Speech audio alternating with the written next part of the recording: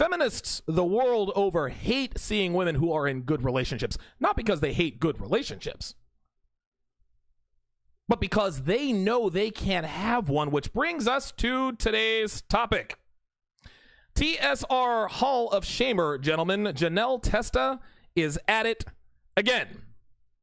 She wrote an article entitled, "I'm Painfully Single and Seeing Couples Everywhere is Killing Me." And for those of you who aren't familiar with Miss Testa, allow me to sort of give you a Reader's Digest on who and what she is. Janelle Testa is a feminist blogger who writes for bold.com, who happens to be on a slew of medications to make her feel better about the fact that she'll never be in a relationship with a man she respects and loves, who also happens to love her.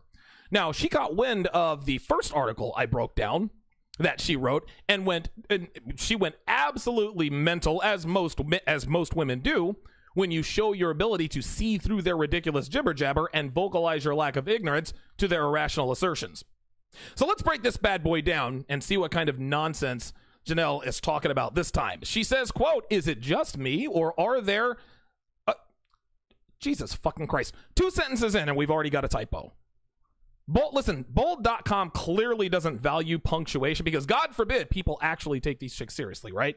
Anyway, let me not be a grammar artsy. Anyway, is it just me, or are there couples everywhere you turn every time you walk out of the house? I feel like I can't escape them. They're everywhere. Seeing people who are seemingly happy together brings up a whole lot of feelings within me. I'm super emotional, she says, and seeing them drives me crazy. No, Miss Tess, that's not you.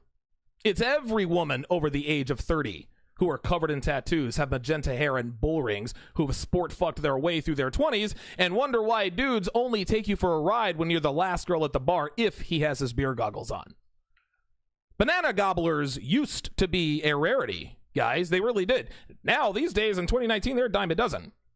The problem is that these girls think that they're somehow special or unique because they have an unconventional tattoo or have rainbow-colored armpit hair.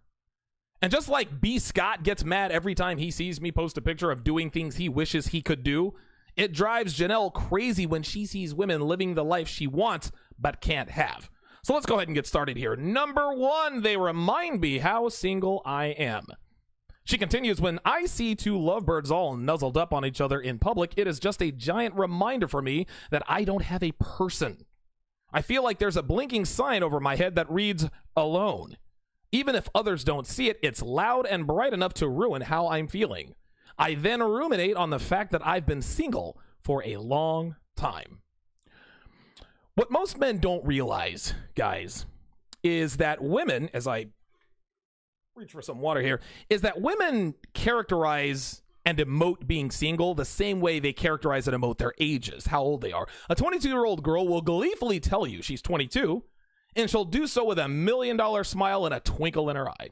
She acts the same way when she tells you she's single. A 29-year-old will tell you she's 29, but not with quite as much zest or enthusiasm. Now, don't get me wrong, she still does have a little bit of pride because she is, after all, still in her 20s. And when she tells you she's single, her tone is still hopeful and maybe somewhat optimistic. But when a 35-year-old woman, a 35-year-old post-wall woman tells you her age, she may as well have told you that her cat died, because at that point, she knows it's over. She'll act the same way when she tells you she's single. Miss Testa, obsessing over the fact that she's single because she is obsessing over the fact that she's single because it's not so much fun anymore. You see, ladies, being single is great when you're 23 because you guys have the luxury of time and options, but both of those commodities dissipate in a hurry. And before you realize that you've had 3 abortions, 2 engagements, and a drinking problem, you wake up on your 38th birthday and you realize that you've been single into your late 30s, and that being single in your late 30s is not a good life. That blinking sign used to say strong and independent. Now it reads alone. Number 2. I'm self-pitying about being on my own. If it isn't clear already, she says, I don't like being by myself. Rather than letting it be what it is, not a big deal and totally natural, she puts in parenthesis, I turn it into a way to beat myself up. I become a self-pity machine, thinking that there has to be something hugely wrong with me. I expend all this energy on getting down on myself rather than spending it building myself up. Like most women, guys, Janelle is lying to herself and everyone else when she says that being by herself is not a big deal and totally natural. This is one of the many reasons why women suffer in silence, guys. They can't admit to the world that they need a man. The reason she's beating herself up is because her female hard drive is telling her that it is a big deal and that being alone is not totally natural. Men, on the other hand, we have a completely different hard drive. We want women, sure, but we certainly don't need them. But women who think they can be like men in this regard, they always end up miserable because they can't be like men. Then she says she keeps thinking something's hugely wrong with her, as if to imply that she's perfectly fine, but that her conscience is giving her a false alarm. No, Miss Testa, that's not a false alarm. There are many things hugely wrong with you, and that's why your mind is signaling the alarm that tells you to panic, which you are absolutely doing right now. Number 4, and yes, I'm skipping number 3 again because Bold is getting into the dating coach business and using number 3 in all their articles to pitch this scam, which is essentially charging women to tell them exactly what all of these articles tell them to do for free. So let's just go ahead and go to number 4. Number 4, I start to think about my flaws. When I see a happy couple, she says, I reflect on my own life and wonder why I don't have someone. Then I start to feel like I'm fundamentally broken, like I have so many flaws that they're drowning me. I begin to think about how I'm probably too intense for most people and how I'm too much in general. All I focus on are my perceived flaws.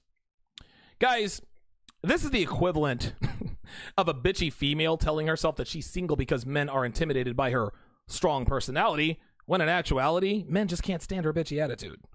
The reason this woman doesn't have someone is because she's overweight, she's covered in tattoos, and she's insufferable.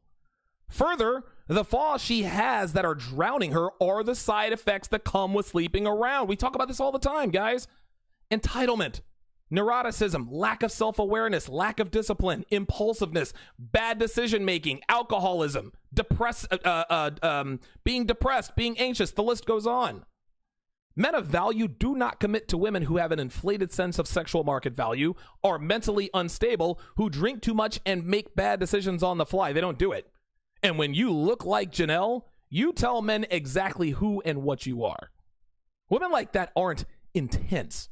They're damaged beyond repair, which is too much risk for any man with common sense to invest in. And listen, guys, listen, we can talk all the shit we want about girls with a bunch of tattoos and piercings, but listen, on the bright side, at least they make it easy for us to recognize that we shouldn't consider them for anything more than a one-night stand or maybe even a temporary friends with benefits arrangement.